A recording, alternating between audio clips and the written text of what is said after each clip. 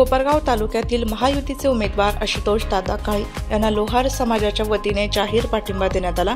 यावेळी कोपरगाव तालुका अखिल लोहार गाडी लोहार समाजातील मूलभूत अडीअडचणी समाजासाठी काही शासकीय योजना या विषयावर आशुतोष दादा काळे यांच्याशी चर्चा करण्यात आली।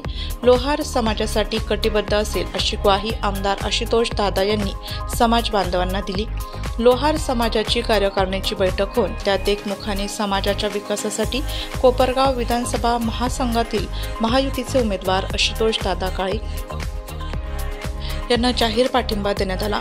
यावेळी लोहार समाजाचे कोपरगाव तालुका प्रमुख देविदास लोखंडे, उपतालुका प्रमुख संतोष थोरात, कार्याध्यक्ष ज्ञानेश्वर नन्नवरे, शहराध्यक्ष सोनू पाठक, युवा तालुका प्रमुख योगेश नन्नवरे, तालुका संघटक दत्ताभाऊ लोखंडे, राहुल थोरात, रुपेश थोरात, सुनील पवार, गणेश थोरात, वाल्मिक थोरात, पवन लाड, शिवा नन्नवरे, चेतन लोखंडे, अनिल नन्नवरे, शुभम थोरात, सचिन लोखंडे, संतोष लाड, सुनील लाड आदी लोहार समाजाचे पदाधिकारी उपस्थित होते।